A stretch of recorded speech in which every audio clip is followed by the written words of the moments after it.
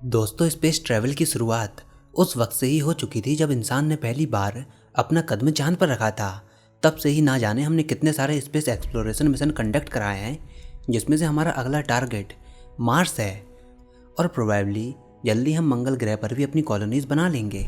लेकिन हम केवल यहीं तक नहीं रुकने वाले, क्योंकि एक समय ऐसा भी आएगा जब हमको इस सोलर सिस्टम को भी छोड़कर जाना होगा। आप जरा इस तस्वीर को देखिए। पहली वाली आज की तस्वीर है, जहाँ पर पृथ्वी और मंगल हैबिटेबल जोन में आते हैं। लेकिन आज से 12.5 बिलियन साल बाद जब हमारा सूर्य एक लाल दाना बन जाएगा, तब हमारे सोलर सिस्टम का हैबिटेबल जोन भी शिफ्ट हो जाएगा।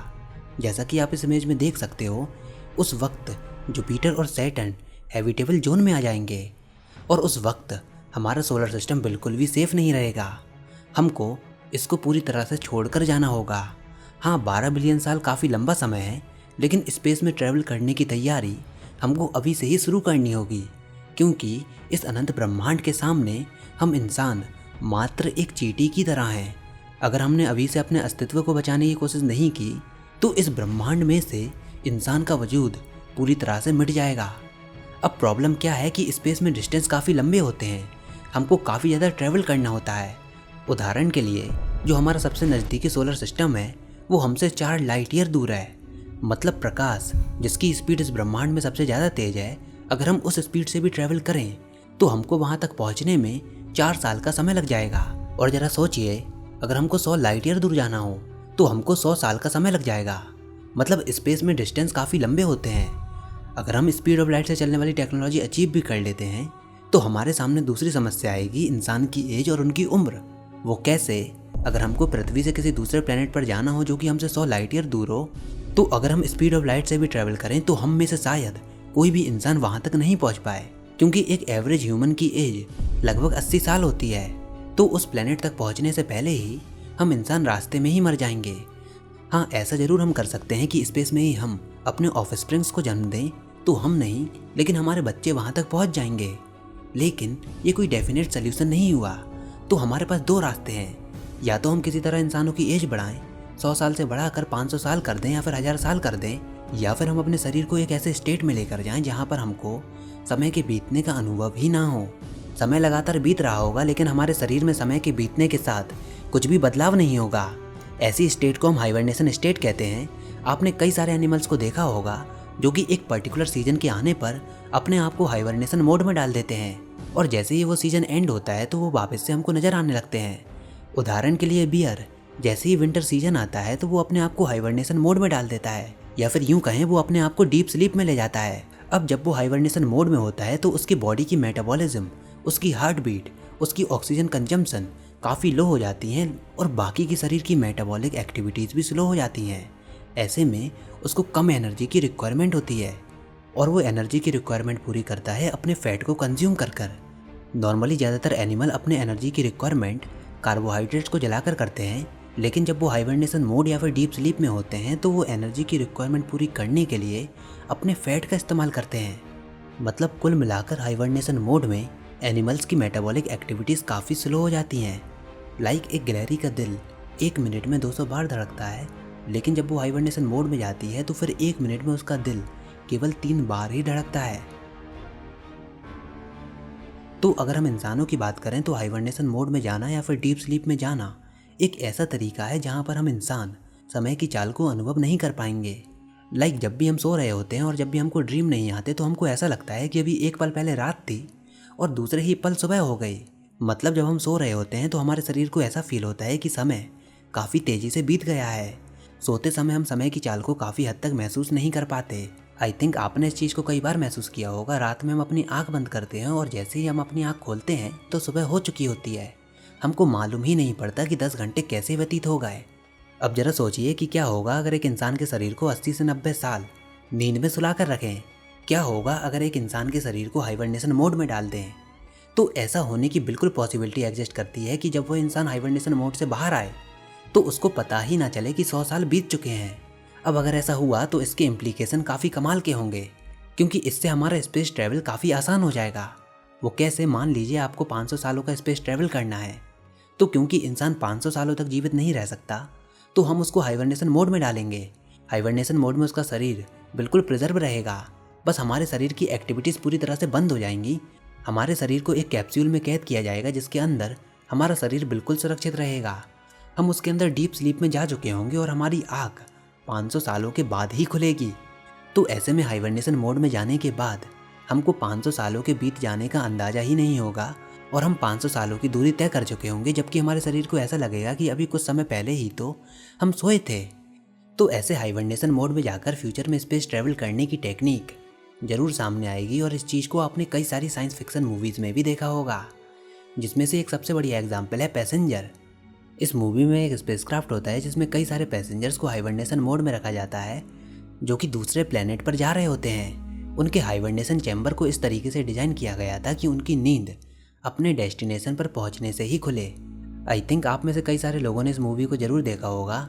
अगर हाँ तो कमेंट सेक्शन में लिखकर ज़रूर बताइएगा कि आपको वो कैसी लगी। अब सुनने में हमको ये जितना मज़ेदार लग रहा है, ऐसी टेक्नोलॉजी को अचीव कराना हमारे लिए उतना ही मुश्किल है, क्योंकि सवाल ये उठता है कि इस बात की क्या पॉसिबिलिटी है कि हाइबरनेशन मोड में जाने के बाद हम वापस जिंदा ही उठेंगे। देखिए, हाइबरनेशन मोड में जाने के हमारे पास दो रास्ते हैं, एक शॉर्ट टर्म रास्ता और दूसरा लॉन्ग टर्म रास्ता। शॉर्ट टर्म वाले रास्ते में हमारे शरीर की मेटाबॉलिज्म को काफ़ी स्लो कर दिया जाएगा। मतलब हमारे शरीर की जो रिक्वायरमेंट है, जो प्रोसेस हमारे शरीर के अंदर हो रही हैं, उनको काफ़ी स्लो कर दिया जाएगा। लाइक हमारे ऑक्सीजन कंजम्पशन को रिड्यूस कर दिया जाएगा और हमारे हार्ट बीट को भी स्लो कर दिया जाएगा। ऐसे में इंसान का शरीर 6 से 7 महीने तक हाइबरनेशन मोड में जा सकता है। अब इसका फ़ायदा क्या होगा? तो इससे बड़े डिस्टेंस में तो नहीं, लेकिन काफ़ी शॉर्ट डिस्टेंस में हम इसका एडवांटेज ले सकते हैं। जैसे हमको मून तक जाना हो या फिर हमको मार्स तक जाना हो, तो हम शॉर्ट टर्म हाइबरनेशन से पलक झपकते ही वहाँ तक पहुँच जाएंगे। और देखा जाए तो शॉर्ट टर्म हाइबरनेशन हम शायद अचीव भी करा लेंगे, क्योंकि इसमें हमारी डेथ नहीं होगी, बल्कि हमारे शरीर की सारी मेटाबॉलिक एक्टिविटीज़ स्लो हो जाएंगी। लेकिन प्रॉब्लम है लॉन्ग टर्म हाइबरनेशन में। इसमें हमारे शरीर की पूरी एक्टिविटीज़ को हमको रोकना होगा। शरीर के हर एक सेल का मेटाबॉलिज्म रुक जाएगा, हमारे ऑर्गन्स काम करना बंद कर देंगे, हमारा हार्ट बीट नहीं करेगा। मतलब कुल मिलाकर हमारे पूरे शरीर का मेटाबॉलिज्म धीमा नहीं होगा, बल्कि पूरी तरह से रुक जाएगा। और ये तरीका तब काम आएगा जब हमको काफ़ी लंबा स्पेस ट्रैवल करना हो। लेकिन सवाल ये उठता है कि क्या हम वापस से अपने मेटाबॉलिज्म को चालू कर पाएंगे? इसको ऐसे समझिए कि हम किसी इंसान को कोमा में तो भेज सकते हैं, लेकिन हमारे पास कोई भी ऐसा तरीका नहीं है कि जैसे हमने उस इंसान को कोमा में भेजा वैसे ही हम उसको वापस भी बुला लें। वैसे ही अगर हम किसी इंसान के शरीर को हाइबरनेट कर भी दें, तो क्या हम वापस से उसको जिंदा कर पाएंगे? शॉर्ट टर्म हाइबरनेशन में हमारा शरीर बंद तो नहीं होगा, केवल मेटाबॉलिज्म स्लो होंगी जैसे कि बाकी के एनिमल्स में होती हैं। लेकिन जब हम मेटाबॉलिज्म को रोकने की बात करते हैं, तो क्या वापस से हम मेटाबॉलिज्म को चालू कर पाएंगे? अगर इंसान के शरीर की प्रोसेसेस और मेटाबॉलिज्म रुक जाती हैं, तो एक तरीके से हम उसको मरा हुआ ही कहेंगे। हाँ, हाइबरनेशन में एक तरीका तो है जहाँ पर हमारे सारे ऑर्गन्स तो बंद रहेंगे, केवल हमारा दिमाग काफ़ी लो वोल्टेज पर वर्क कर रहा होगा, और वो लो वोल्टेज हम उसको बाहर से प्रोवाइड करेंगे। लाइक उस लो वोल्टेज को हम अपने हाइबरनेशन कैप्सूल से दे सकते हैं या फिर अपनी स्पेसशिप से भी दे सकते हैं। लेकिन असल में लॉन्ग टर्म हाइबरनेशन में जाने के बाद क्या होगा? क्या दोबारा से हम अपने मेटाबॉलिज्म को चालू कर पाएंगे? इनके जवाब अभी हमारे पास नहीं है। वैसे साइंस फिक्शन मूवीज़ में हाइबरनेशन मोड में इंसान को डालने के लिए क्रायोजेनिक टेक्निक्स का यूज़ किया जाता है।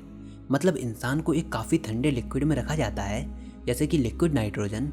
लेकिन खैर वो खाली मूवीज़ ही होती हैं, क्योंकि असल में ऐसा होना बिल्कुल भी पॉसिबल नहीं है।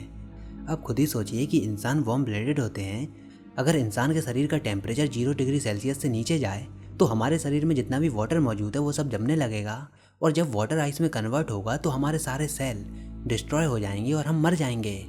बट हाँ, पॉसिबिलिटीज़ तो कई सारी एग्जिस्ट करती हैं। अगर हम शरीर में मौजूद वाटर को किसी ऐसे लिक्विड से रिप्लेस कर दें जो कि फ्रीज ही ना हो, तो क्या होगा?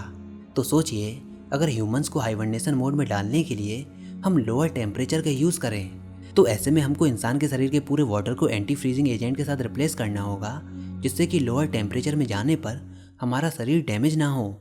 अब इस चीज़ को अचीव करने में वैज्ञानिकों को सक्सेस भी मिली है। उन्होंने लगभग 50 मिलीमीटर टिश्यू को सक्सेसफुली फ्रीज और अनफ्रीज करके भी दिखाया है, वो भी टिश्यू को बिना डैमेज किए हुए। अगर वैज्ञानिकों की ये टेक्नोलॉजी सही में वर्क करती है, तो इसको हम बड़े बड़े ऑर्गन्स पर भी एक्सपेंड कर पाएंगे, जिससे कि हम उनका ट्रांसप्लांटेशन कर पाएँ। और हो सकता है कि हम पूरे के पूरे शरीर को ही फ्रीज और एंटी फ्रीज भी कर पाएँ। और जब ऐसा होगा तो हमारी साइंस फिक्शन मूवीज़ का आइडिया रियलिटी में बदल जाएगा। अभी नासा और ईएसए जैसी बड़ी स्पेस ऑर्गेनाइजेशन ह्यूमन हाइबरनेशन पर वर्क भी कर रही हैं। चलिए मैं आपको एक चीज़ बताता हूँ। थर्मोडायनेमिक्स हमको ये कहती है कि 0 केल्विन टेम्परेचर पर पार्टिकल्स का मोशन रुक जाता है, डिसऑर्डर खत्म हो जाता है। तो क्या इस कंसेप्ट से हम ह्यूमंस को हाइबरनेट कर सकते हैं? सोचिए, अगर हम इंसान के शरीर को 0 केल्विन तक ले जाएं, तो क्या हाइबरनेशन अचीव कराना पॉसिबल है? अब वो है या नहीं, इसके बारे में हम किसी और वीडियो में जानेंगे।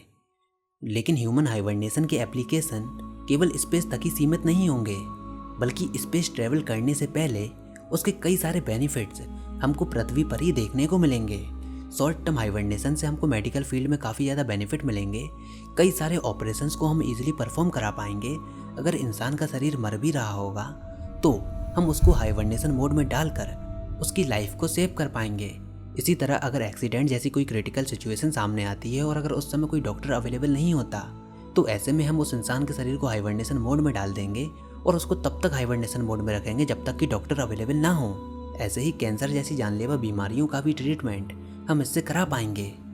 देखिए, फिजिक्स में हमारी सोच काफ़ी ज़्यादा एडवांस है। हम कई सारी थ्योरीज और आइडियाज़ दुनिया के सामने रखते हैं, लेकिन बायोलॉजी की फील्ड में हम अभी उतने एडवांस नहीं हुए हैं। अभी तक हम ये भी नहीं समझ पाए हैं कि आखिर लाइफ क्या है, क्योंकि अगर ऐसा होता तो हम बड़ी बड़ी बीमारियों को भी आसानी से मिटा पाते, ड्रीम्स की मिस्ट्रीज को भी जान पाते और किसी इंसान को कोमा से भी बाहर ला पाते। वैसे देखा जाए तो बायोलॉजी भी अपनी जगह पर ठीक से काम कर रही है, क्योंकि इंसानों का शरीर भी इस ब्रह्मांड के जितना ही कॉम्प्लेक्स है।